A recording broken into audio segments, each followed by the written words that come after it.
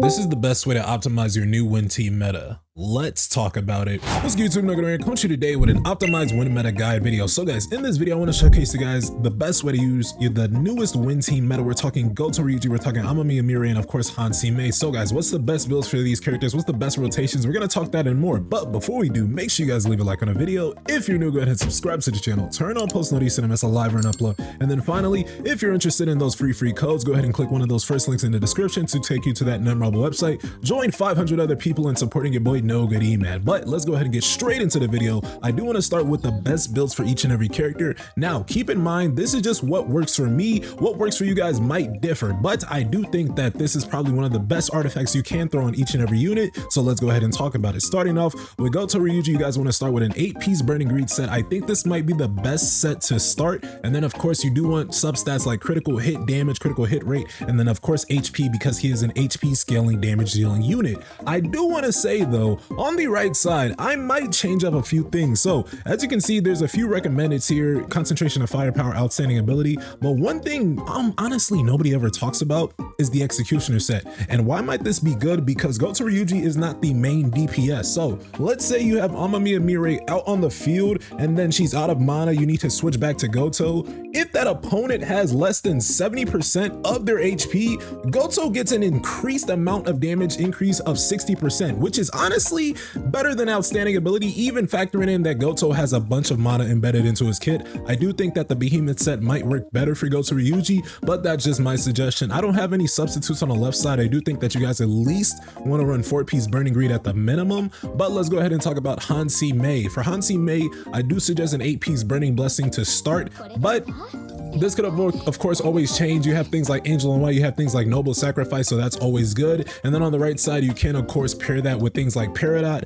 Outstanding Connection, so much more. But of course, 8-piece Burning Blessings is what's going to get you guys the highest amount of power. As you can see, MIREI is technically one of my top 3 strongest units, and of course it's just because of Burning Blessing. She has 300,000 power, of course, and keep in mind she only has an A5 weapon, so if her weapon was A10, she'd probably be stronger than Gina right now. But let's go ahead and keep talking. The next one's going to be the Demon Child AMAMIYA MIREI. On her, this honestly never changes. 4-piece Burning Curse with 4-piece Expert. I do think this is perfect for things like long drawn out battles.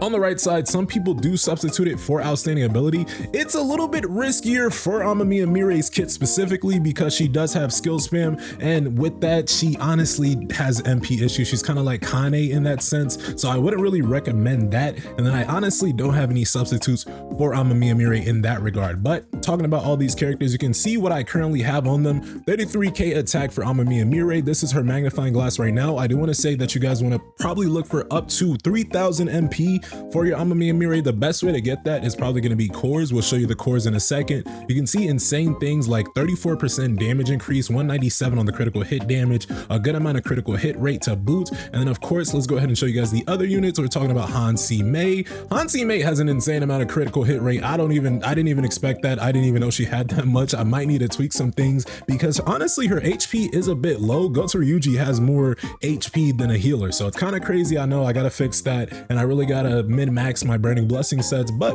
regardless, you can see the rest of what MIREI is rocking with. She has a good amount of MP recovery increase, which is very good for AMAMIYA MIREI. So make sure you guys do increase this as much as you can. This is probably one of the best substats you can get for MIREI. And then GOTO RYUJI, my boy GOTO RYUJI, we've min-maxed the shit out of this man. So he is rocking almost 65,000, or really almost 66,000 HP, good amount of critical hit rate, a high amount of critical hit damage, which is very important for his kit. Make sure you guys are increasing your critical hit damage as high as possible, because the more critical hit damage GOTO RYUJI has, the higher his critical hit rate will be embedded when he does get into the battle. So keep that in mind. I have a good amount of defensive penetration as well, a good amount of damage increase, and yada yada. Now, of course, I do want to showcase you guys the cores I currently have on each and every one of these characters. Like I said, GOTO RYUJI is best when you guys have critical hit damage as, you know, high as possible. So I do have all of these with critical hit damage. And then of course, these are all fire hunters, so it doesn't really apply to GOTO RYUJI right now,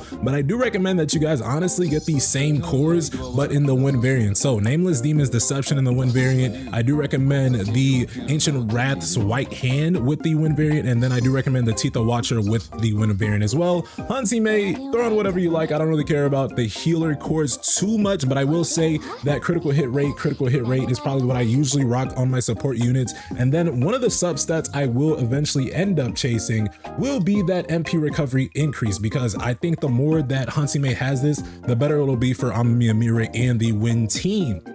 Now let's go ahead and talk about the Demon Child. I will say MIREI is built pretty much very nicely with her cores. So I'm rocking Ancient Wrath's Obsession, which increases her attack by 5%. And then she's of course getting that nice amount of attack increase with the damage increase to boot. We're rocking Nameless Demon's Horn, which is going to increase her damage. And then when she uses her ultimate, is going to grant her a shield. And then finally, we are rocking Nameless Demon's Magisphere, which when she uses her ultimate skill, she's going to recover a good amount of MP. And then this also has additional MP as a substat. Now, of course, I do recommend that you either rock Nameless Demon's Magisphere or Teeth of the Watcher for AMAMIYA, MIREI in the wind variant, and then make sure that you guys have substats of additional MP. If honestly, the best case for your wind team might be, or AMAMIYA, MIREI specifically might be doing additional MP in all three categories. I don't really know what that looks like, and if you do have that, then Outstanding Ability might be more viable on the right side. But regardless, guys, that's currently what I have.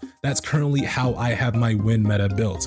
Now, let's take a breath. All that yap aside, let's go ahead and showcase you guys some proof of this strong. We're doing the newest one, Poison Tooth Giant Desert Centipede. We're gonna get into this right away. Make sure you guys leave a like on the video if you like that explanation, because we're about to get into the gameplay and it's about to be sick. So let's go ahead and do a final check, make sure we're all good. And then the shadows. This is a little bit important. I know that Ice Witch Bestie just released, and what I will say is that when the newest Workshop of Brilliant Light comes out, that's probably when she's going to be useful. We're going to see the Yoga Mutt with probably a high amount of defensive scaling, some type of defensive scaling within his kit. So that's when the Ice Witch is probably going to be more useful. I don't think she's really too useful right now as the latest update, but that was pretty much the case with Beru. When Beru first released, he had no use immediately, and then the next update, everybody was using them. Everybody's using them now. So regardless, I think the best case scenario is going with Big Rock as your primary shadow and then staying with Iron and Serbi as your sub shadows. But let's go ahead and get straight into the video. We got Teeth of the Watcher, or not Teeth of the Watcher, but Poison Tooth Giant Desert Centipede. Tier 21, it's my first battle of the day, so let's make sure we make it right. Do it light, do it right, all right? Alrighty. We got the Tyrant's Pact activated. Let's go ahead and get straight into this, man. Make sure you guys drop a like on the video, because you're about to see some very nice gameplay. Now, let's go ahead. If I still remember GOTO RYUJI's skills and kit, I believe it's basic skill 2 to start, and then from there, we're gonna end up basically going to town. So boom, basic skill 2, you spam all the basic skill 1s as possible, and then he's broken. Look at how fast that was at that. Let's pop in Hansime. Art switch to AMAMIYA, MIREI. And then we go to town. Oh my gosh, MIREI is just going. Yo, that's how dominant you are, because Netmarble just immediately had to get into the next cutscene, like ASAP. Now, where is the next centipede? I'm kind of, oh, there he is. He's kind of hiding. Oh my gosh, MIREI almost doesn't even need to really sub out. This is kind of crazy. All right, the other magic beast is here. I do want to put GOTO back on the field, bro, because he is one of the stronger ones. Boom. We're avoiding. 1, 2, 3, 4. Whew. GOTO, you monster. Come on, GOTO. Let's get another break. Come on, GOTO. What are we talking about? Woo. Let's get an ultimate in there. Come on, man. Looking nice. Now GOTO's like GOTO's a little too shifty. Do we just leave it all to GOTO? I think we might as well just leave it all to GOTO. All right, we'll save some for AMAMIYA, MIREI. We'll save a little bit for AMAMIYA. All right, one's down. I think it's time to bring back AMAMIYA. And then of course you could have went to Hansime if you guys are fighting a more difficult battle, but that is currently the best rotations for your win team. Make sure you start off with GOTO RYUJI, go to Hansime, and then AMAMIYA, MIREI in your third slot. It's actually very important that you do that, because I think for his A4, he gives a high damage increase to the third team member. So make sure you align your teams exactly like that. The gameplay, of course, will differ depending on what boss you guys face and things so on. But guys, what do you guys think of the optimized win team meta guide? Go ahead and leave your thoughts, theories, and comments below. Don't forget to subscribe to the channel, turn on post notifications, and with that, I'll see you guys in the next one. Y'all take care. Peace.